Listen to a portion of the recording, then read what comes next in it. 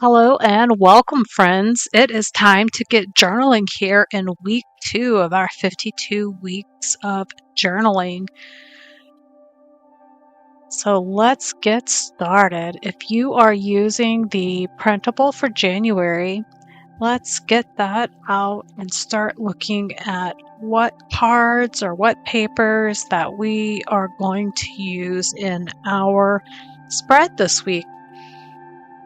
I'm flipping through the cards that I have. You may print them all at once. You may just decide each week which one you want to use. Whatever your process is, whether it be pulling some inks or some different stencils, different stickers, different labels, whatever it is, let's get started here together.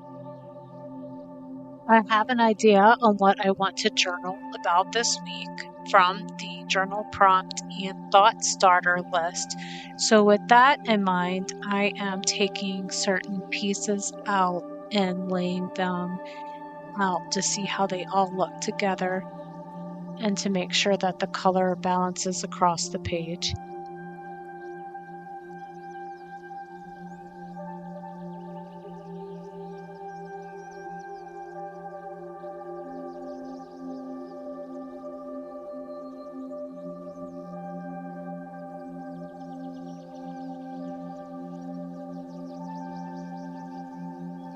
I really love these banner words because they're a very nice title and they give a little something extra to the top of the card, and so I decided to pull out several of those and use them on the tops of my boxes. In a second, I'm going to show you this stamp. So last week I hand wrote my dates at the top, and this week I found this roller stamp and I used it, and in the next video I'm going to show you how I modified it for my purposes. So it had years past, it didn't have 2023. I think it stopped around 2020. So I decided just to cut the years off and just use the month and the day. And so here you see me kind of testing that out to see if that works. And it did. So I may be using this sometimes in the book. So if you have one of those roller stamps, grab that out. I'm checking my journal prompt list because I've got everything here together.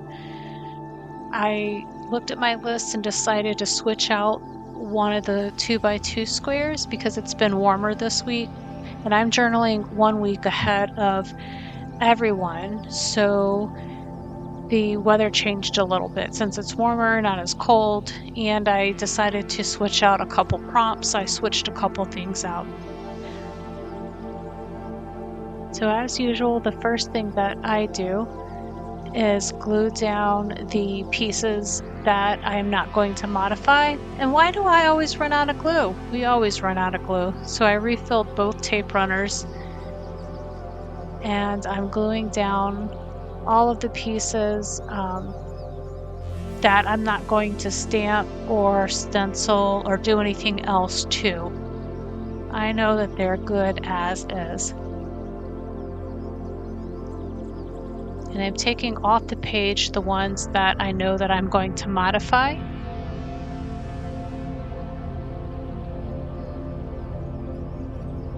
And continuing to glue down the ones that I'm happy with and I know what I'm going to put on them.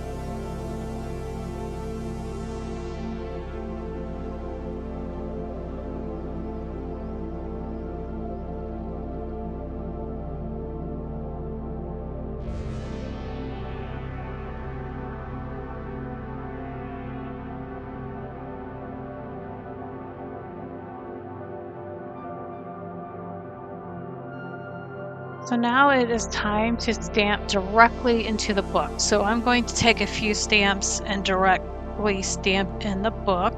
This is a 2x2 snow little block, and it comes from an older Studio Calico stamp.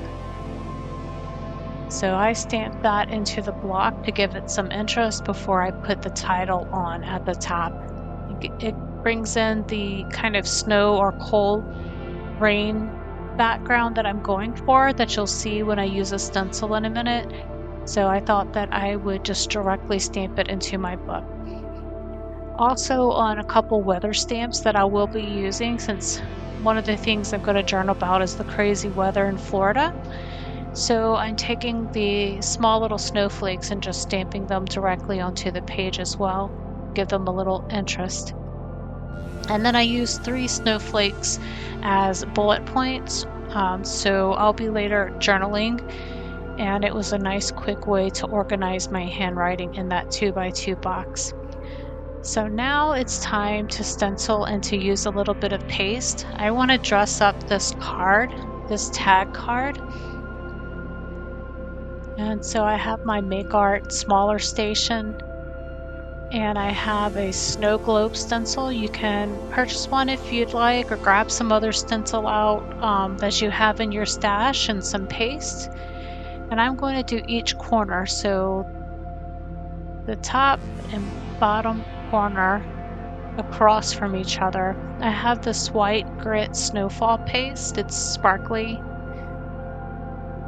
I'm going to put a little bit of that on the page to give it some dimension, and then I'm going to mix in some light blue lunar paste that matches the colors for this month.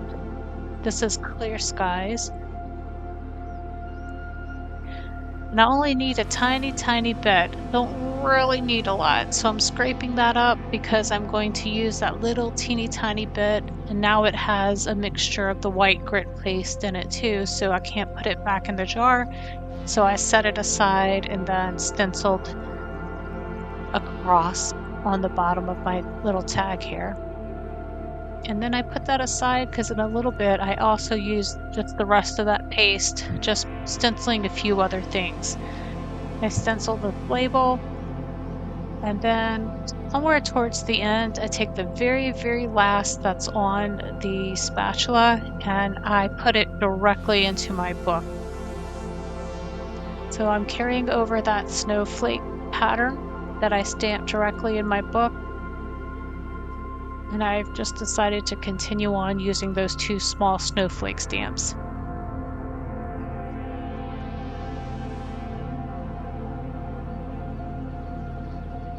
Adding a little bit of this paste to dress up this tag, this label.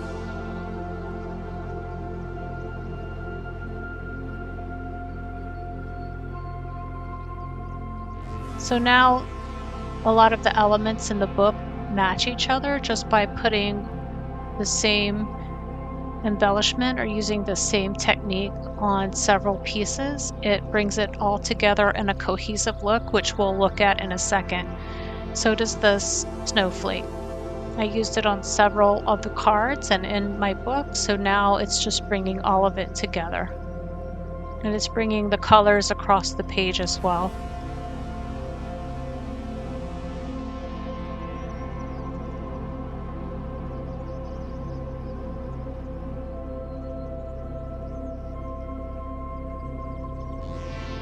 I thought I was going to use that hating pack because I was going to talk about something, but I changed my mind because I'm actually going to put a photo down and I'm going to talk about one of my dogs, and so I just decided to not use that tag. I put it back. So here I'm continuing on with that same stamp that I had the snow background, and I want to make myself, so I'm looking for something that kind of looks like blonde hair.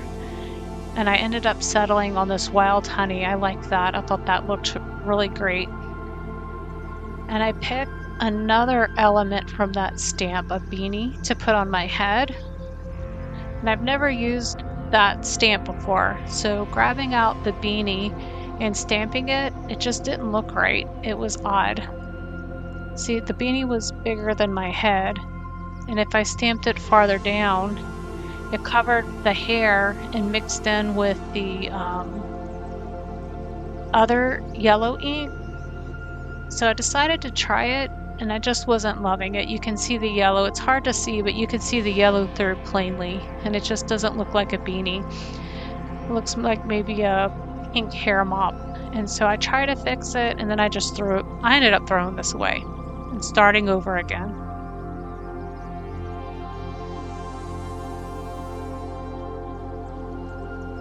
So here's attempt 2. So now that I know I can't really stamp that beanie on the little person that has a lot of hair, that it should probably go on one of the other two, I decided to switch to a scarf. And so now switching to a scarf,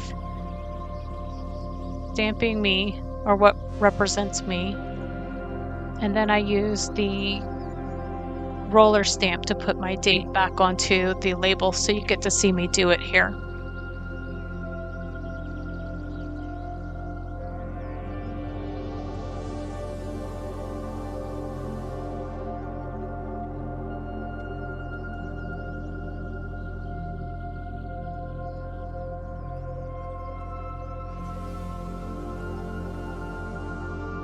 And so I like how all of this looks, and the green in my scarf carries over from the tag, and from the cactus it brings it over to the other side of the page. My paste is now dry, so I'm able to go ahead and glue them onto my spread. And it's all coming together. And see how the snow pieces and the snowflakes just kind of bring it all together across all of the elements.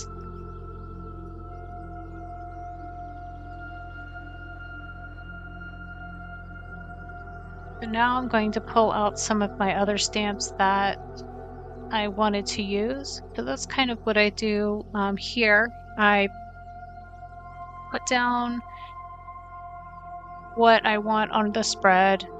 I then take a few pieces and modify them and do some techniques, put them in.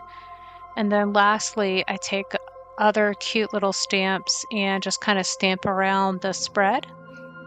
And here I am talking about 76 degrees, today's weather. One day it's 40 degrees, and then the next day it could be 76. You never know with Florida weather. So I wanted to stamp the date. That was January the 9th.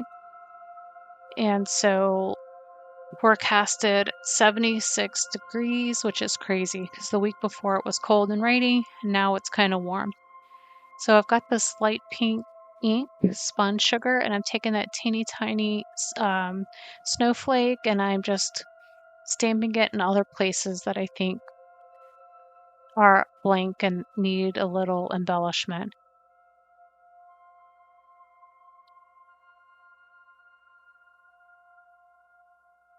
And then since I have the yellow in my hair and the sweater on the bear is that same yellow color, I took a teeny tiny sun from that same weather set and stamped the sun in places, because you never know if it's going to be cold or hot. It's kind of a little bit of both here. And here I am using that last little bit of the paste on the very corner of that card. I'm checking my journal prompt list to make sure that I still have room for everything that I want to talk about. I printed out 3 small photos to enhance my journaling. And I'm going to commit those now. Even though it is warmer here in Florida, my poor little dog hates any time it's cold, it's rainy, it's windy, and this is his little spot. We have a fake fireplace, a digital fireplace, but it does emit heat, so he'll sit right there.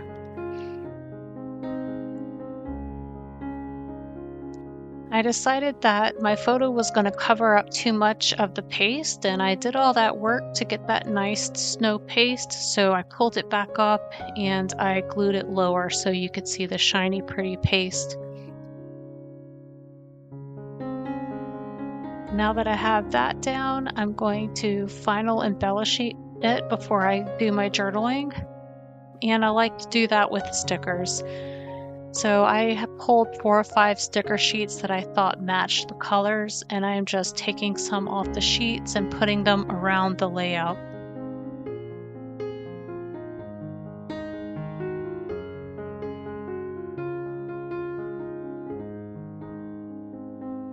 For my anti-resolution list, I prefer to do that than resolutions. Resolutions might be eat healthy, And an anti-resolution might be stop eating fast food. So I prefer an anti-resolution list than a resolution list. Trying to eat healthy is big and broad and requires a lot of steps, but in my anti-resolution list, usually it's a little bit more succinct on what I'm going to stop doing. I think it's sometimes just as important to note that than what you're going to start doing. So that's what I decided to do here this week.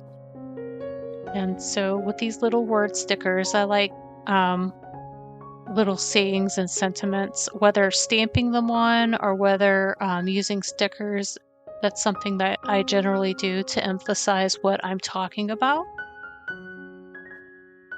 And I think that I'm happy with that. So now I'm going to test out 2 pens to see what color I like. I have this ocean green color, blue-green, and then I have this pink.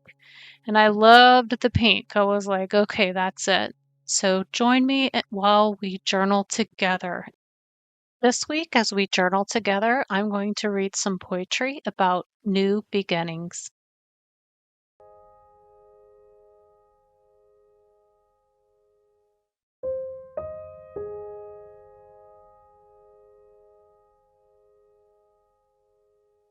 New beginnings. A beautiful summer's day. Sweet birds are chirping, with the sun shining through the branches and leaves dancing in the wind and the sunlight. The forest is calm. You walk alone, listening to nature's song. Hear the gravel underneath your feet. Telling the stories of days long past, you're filled with hope again. Hope you thought lost. It's been a long night, but the sun is finally here. With temperatures mild and spirits bright, as you take one simple step after the other, hope for a better future, a good life, doing what you love for the rest of your days. You did make things complicated, things that could have been so simple, so let's just be simple again.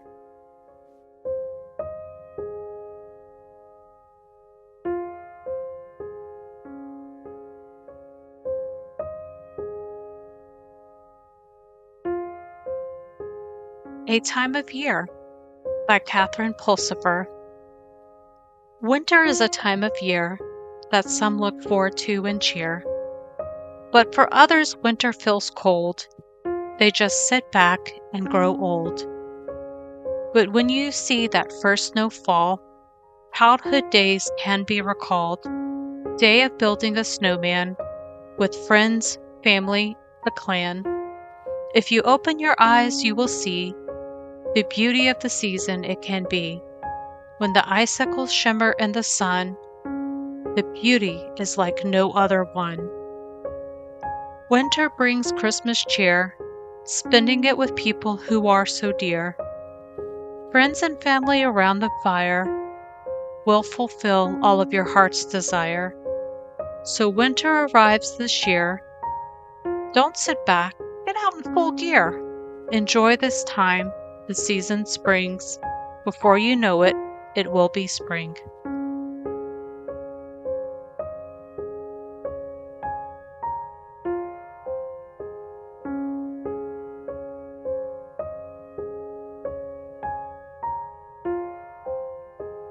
The Year by Ella Wheeler Wilcox. What can be said in New Year's rhymes that's not been said 1,000 times? The New Year's come, the old years go. We know we dream we know. We rise up laughing with the light. We lie down weeping with the night. We hug the world until it stings. We curse it then and sigh for wings. We live, we love, we woo, we wed. We wreath our prides, we sheet our dead. We laugh, we weep, we hope, we fear, and that's the burden of a new year.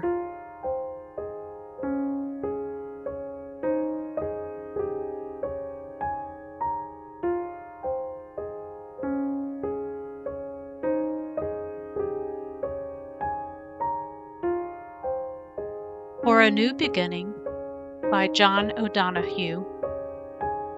In out-of-the-way places of the heart, where your thoughts never think to wander, this beginning has been quietly forming, waiting until you were ready to emerge. For a long time it has watched your desire, feeling the emptiness growing inside you, noticing how you willed yourself on, still unable to leave what you have outgrown. It watched you play with the seduction of safety and the gray promises that sameness whispered, heard the waves of turmoil rise and relent, wondered would you always live like this. Then the delight when your courage kindled, and out you stepped onto new ground, your eyes young again with energy and dream, a path of plenitude opening before you. Though your destination is not yet clear, you can trust the promise of this opening. Unfurl yourself into the grace of beginning that is at one with your life's desire. Awaken your spirit to adventure. Hold nothing back. Learn to find ease and risk. Soon you will be home in a new rhythm, for your soul senses the world that awaits you.